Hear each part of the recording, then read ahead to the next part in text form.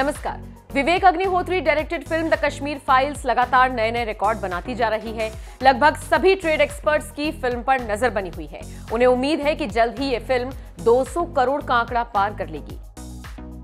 एक तरफ जहां फिल्म ने पूरे देश में भौकाल मचाया हुआ है, तो वहीं दूसरी तरफ कुछ लोगों को ये फिल्म देखने के बाद चिढ़ मच रही है। कुछ कश्मीरी पंडितों के दर्द को समझकर आंसू बहा रहे हैं, तो कुछ इसे आधी अधूरी कहानी बता रहे हैं। इसी बीच फिल्म की तुलना साल 1975 में आई फिल्म जय संतोषी मां से की जाने लगी है। जय संतोषी मां ने भी बॉक्स ऑफिस पर इतिहास रच दिया था। शोले जैसी फिल्म को टक्कर देकर धीरे धीरे लोगों के बीच पैंठ बनाने वाली इस फिल्म की खूब चर्चा हुई थी। अब चूंकि द कश्मीर फाइल्स के साथ भी ऐसा ही होता दिख रहा है, तो लोगों ने दोनों फिल्मों को कंपेयर करना शुरू कर दिया है। सबसे पहले इन दोनों फिल्मों की तुलना ट्रेड एक्सपर्ट तरन आदर्श ने की। तरन ने अपने ट्विटर पर एक ट्वीट किया, जिसमें उन्होंने लिखा, मैंने 1975 में जय संतोषी मां को लेकर पब्लिक में जबरदस्त क्रेजीनेस देखी, जैसी पहले कभी किसी फिल्म को लेकर नहीं देखी थी। इसने शोले जैसी स्ट्रॉन्ग फिल्म का सामना करते हुए इतिहास रच दिया। 47 साल के बाद फिर एक बार ऐसा ही हो रहा है। द कश्मीर फाइल्स इतिहास रच रही है, रिकॉर्ड तोड़ रही है, नए बेंचमार्क सेट कर रही है। आपको बता दें, 11 मार्च को रिलीज हुई फिल्म को पहले स्क्रीन्स नहीं मिल रही थी। महज 600 स्क्रीन्स पर इसे रिलीज किया गया था और अब लगभग 4000 से ज्यादा स्क्रीन्स पर इसे रिलीज किया जा रहा है। फिल्म के शोज हाउसफुल जा रहे हैं। इसमें कोई शक नहीं कि फिल्म को माउथ पब्लिसिटी का भी फायदा मिल रहा है। कुछ ऐसा ही 47 साल पहले जय संतोषी मां के साथ भी हुआ था। बिना किसी बड़ी स्टारकास्ट के भी इस फिल्म ने इतिहास रचा था। यही वजह है कि तरन आदर्श ने दोनों फिल्मों की तुलना कर डाली। हफ्ते भर में फिल्म ने 100 करोड़ का बिजनेस कर लिया है और लगातार यह आंकड़ा बढ़ता ही चला जा रहा है। बहरहाल, आपका इस खबर पर क्या कहना है, कमेंट करके जरूर बताएं। पता नहीं मैं कितनी बार ये देख चुकी हूँ, ये जो आपने अभी देखा, but believe you me, every time I see this, every time I can't stop my tears. जो रिसर्च हम लोग कर रहे थे, as you can see how painful it was. रोज़ हम लोगों से यही सुन रहे थे, उनकी पेन की स्टोरीज सुन रहे थे, उनकी एंग्विश, किस तरह से उनका सब कुछ पीछे छूट गया, किस तरह से उनके घर वालों को बहुत बेरहमी से मारा गया। तो एक समय के बाद ये होने लगा कि दिमाग है ना, इतने दर्द को, इतने दुख को प्रोसेस करना बंद कर देता है एक समय के बाद। And every time we would go back to our hotel, Vivek and I would just lie down and keep staring at the ceiling, क्योंकि नींद ही नहीं आ रही थी हमें। It was impossible to emotionally unwind, क्योंकि हमें पता था कि दूसरे दिन सुबह उठ के जो सुना है उससे भी ज़्यादा भयानक स्टोरीज हमें सुननी है। And we kept doing this for like almost a month and a half.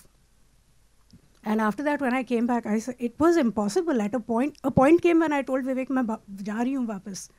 I cannot take this pain anymore. And it wasn't just the pain, it was also the guilt, you know, somewhere as an Indian, कि ये कहानियाँ हम तक पहुँची नहीं, ये जो कुछ भी हुआ कश्मीर में हम तक पहुँचा नहीं। एंड हम इतना भारत की बात करते रहते हैं और हमने कुछ किया नहीं, हमारे अपने ही लोगों के लिए नहीं किया। सो ये एक गिल्ट भी बहुत ज़बरदस्त था। और उसके बाद जब ये स्क्रिप्ट लिखी विवेक ने, and when I realized I am going to play Radhika Menon, मेरे दिमाग में मैंने उसको बहुत बड़ा बना लिया था पहले, विलन को, क्योंकि इतना सारा मैंने सुना था। तो एक I would just like to tell you one very small incident. Vivek ने मुझे एक बार, हम लोग ज़ेन की बात कर रहे थे, तो he had explained it to me very well. When I didn't know then, rivers were rivers, trees were trees, mountains were mountains. When I began to understand Zen, rivers were not rivers, mountains were not mountains, and trees were not trees. And when I finally understood Zen, rivers were rivers, trees were trees, and mountains were mountains. So that's exactly what had happened with me also, कि मैंने पहले तो, अगर मेरे पास कोई ये भूमिका शायद लेके आता, कोई और डायरेक्टर ले आता, I probably would have played it absolutely the same way, थोड़ा अपना थॉट डाल के उसमें। ये टूर जब हमारा हुआ, रिसर्च टूर, उसके बाद I said no, the villain has to be like really big. और सारा रिसर्च होने के बाद जो स्क्रिप्ट फॉर्म में जब हमारे सामने आया, so then I realize no what Radhika Menon has to be. And I'm so glad that I got an opportunity to play this because I know exactly how big the villain is for the Kashmiri Pandits after having listened to their stories. Thank you. Thank you so much, ma'am. Thank you so much. Anupam sir, this one's for you. Being a Kashmiri Pandit, मैंने पढ़ा है, आपने कहा भी कि आप अपनी माता जी को ले जाना चाहते हैं उस जगह वापस, आंखें नम है, of course you want to go back there, but और आपने वो परचम भी लहराया है, कश्मीरी पंडितों की बात आपने की है तब से लेके अब तक, बट नाउ अब जब ये किरदार आपको प्ले करने के लिए बोला, वो एक तरीके से सब रीलिव कर रहे थे आप, क्या चल रहा था दिमाग में?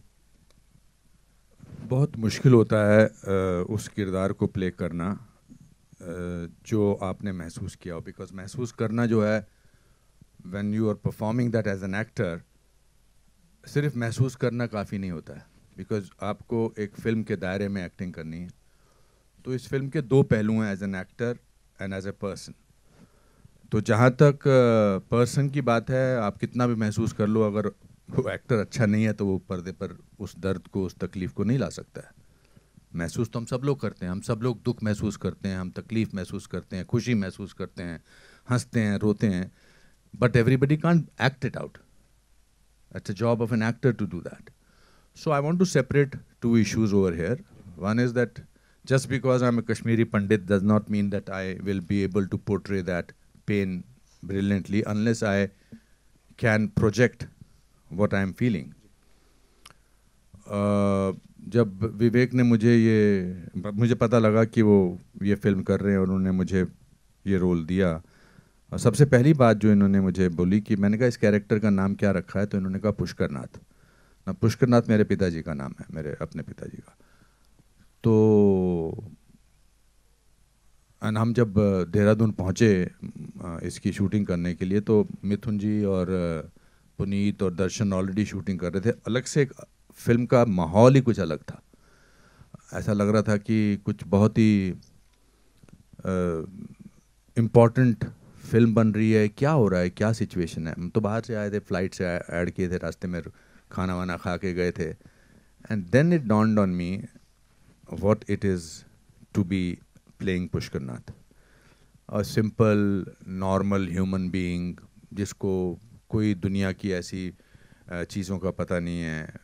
I was representing a normal Kashmiri Pandit from Kashmir, which my father represented very well, and then it was difficult to do that role, because how do I separate the emotions of Anupam Kher from the emotions of actor Anupam Kher? What is real and what is acting? So from that point of view, it was one of the most difficult roles.